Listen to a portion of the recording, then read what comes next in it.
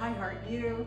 And look what I found in the grocery store. Some really beautiful red ruby grapefruit. And I thought, we need to make a pie. So, grapefruit pie. This is one of my favorite. I say this is one of my favorite pies. And the recipe is from my mother-in-law, Natalie. So every time I make this, I think about her. I think about when she first made this pie for me. And I was so surprised that it was so good, because not that I don't like grapefruit, but I always think of grapefruit as, a little tart, not really high material. But this is so good. We have secret ingredients.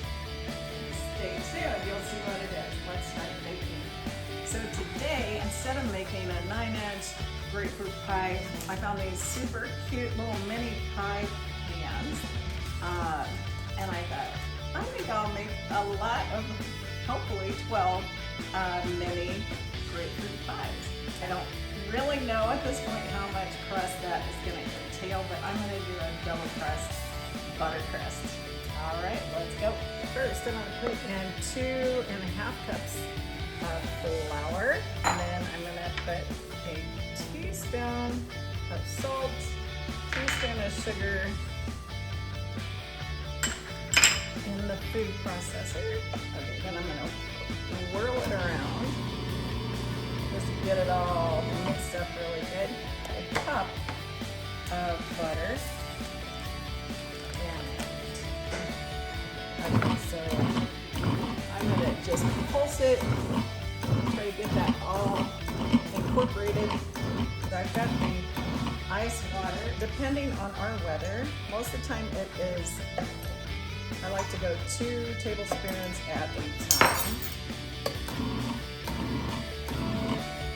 Okay, so that's 2.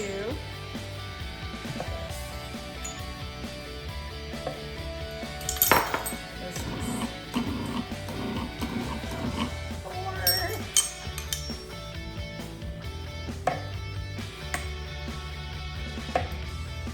6.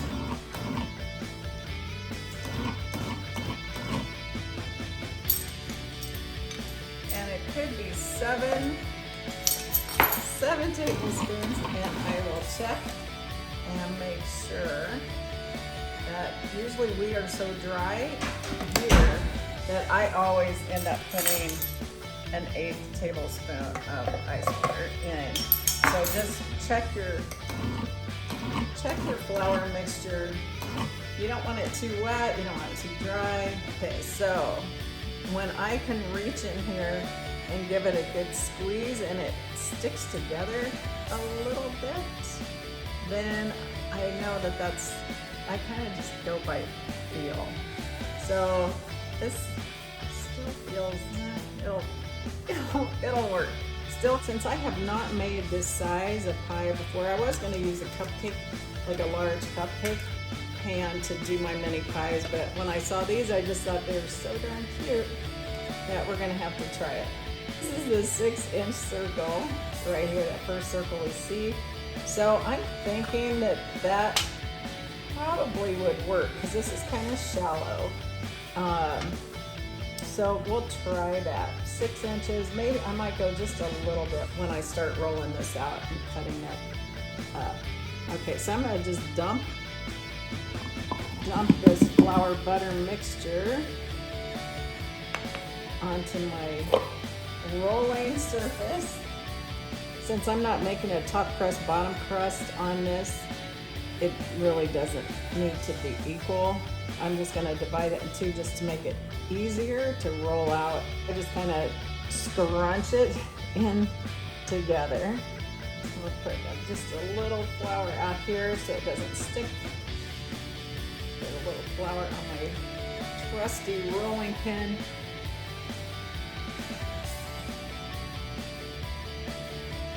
Okay, so just like with any dough, I just kind of karate chop it in the middle. Just spread it out a little bit so I can start rolling. And then I start in the middle and kind of smash down a little bit more. Just turn the direction right in the middle, roll it out a little bit more. and then just kind of keep that process up. So usually you don't have to do this. I think it's just kind of a habit of mine. But when I'm at this stage, I want to make sure that it's not sticking. And so like I kind of move it, and it's a little sticky. So if it is, then I just throw down a little bit more flour on the bottom. And then start rolling again, because as it gets thinner, if it's already sticking, then when it's a lot thinner, it's really gonna stick. Actually, this filling is so good, I don't even think you need a pie fill to put it in. I could just put it in here, which I guess you could. All right, so I was showing you before,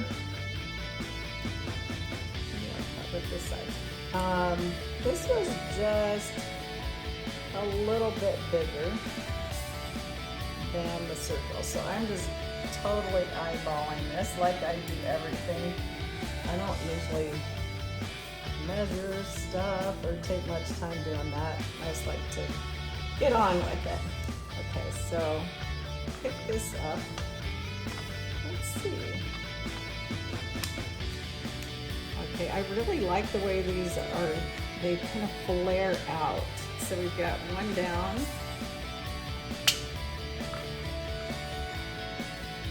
I don't think I'm going to use my pie weights today. I'm just going to do the fork, the poking the fork method. Now this.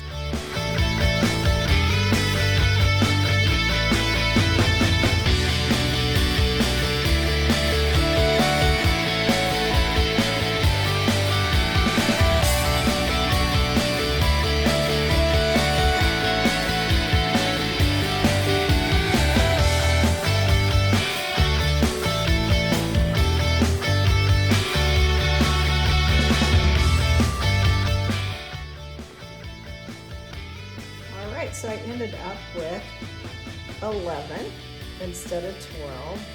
Okay, so now I'm just gonna fork it with poke holes, and that's to keep it from bubbling up.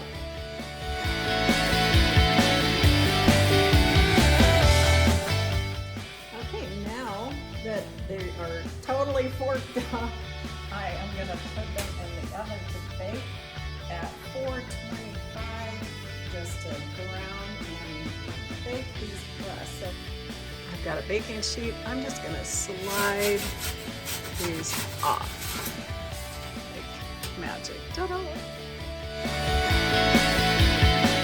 Quarter cup of grapefruit juice. Wow, that smells good.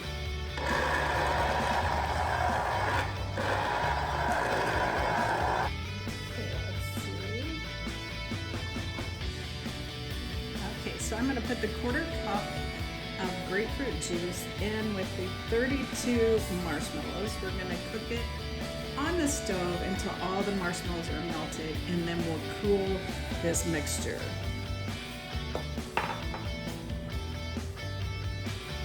Okay, so now the marshmallows are melted in with the grapefruit juice.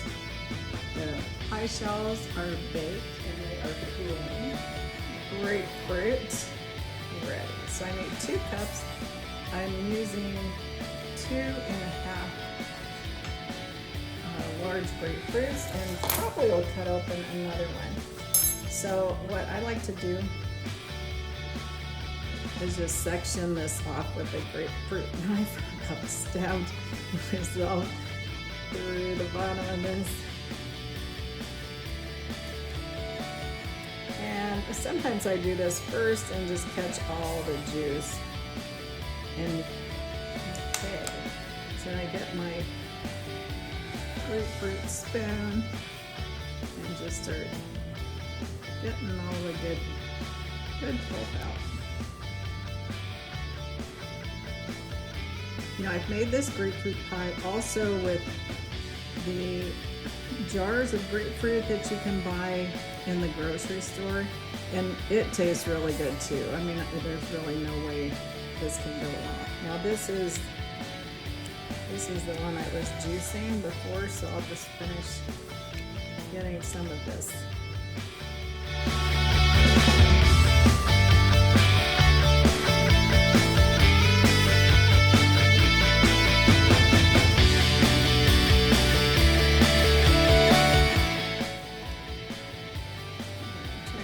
Some of this.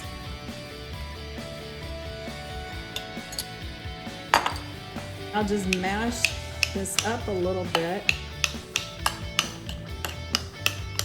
so the pieces are just a little bit smaller.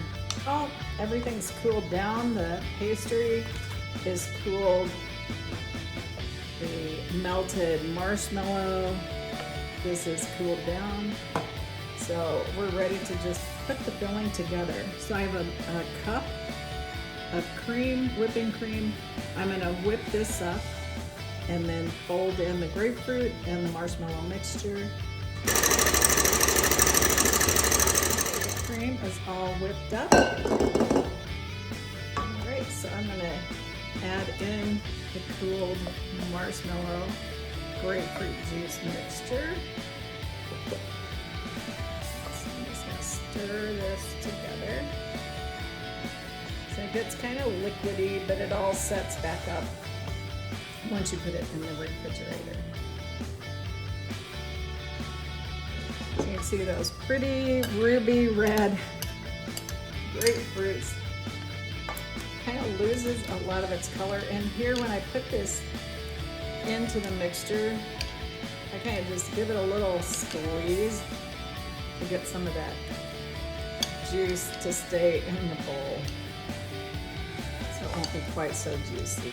This is where, depending on what color this looks like, because this pie, sometimes it's not a very pretty pie really, it's just so delicious.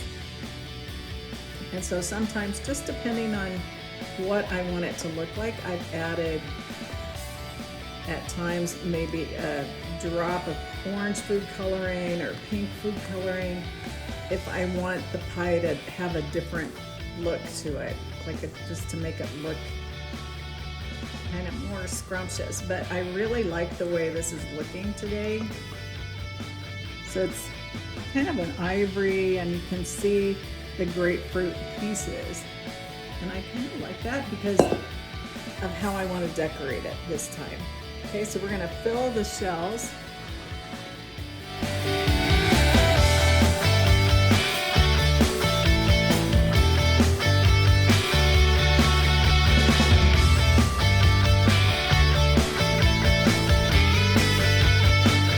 Okay, so 9 little pies. So I have a mold, a candy mold, and the candy wafers that you just melt and then pour into your mold. The grapefruit pie, it's not as pretty as other pies. Trying to make it look pretty has always been kind of a challenge. This time I've decided to, this mold I have is a cactus, but it also has little cactus flowers. Serve it with just a little bit of whipped cream. And then I'm going to place one of these beautiful little flowers on top.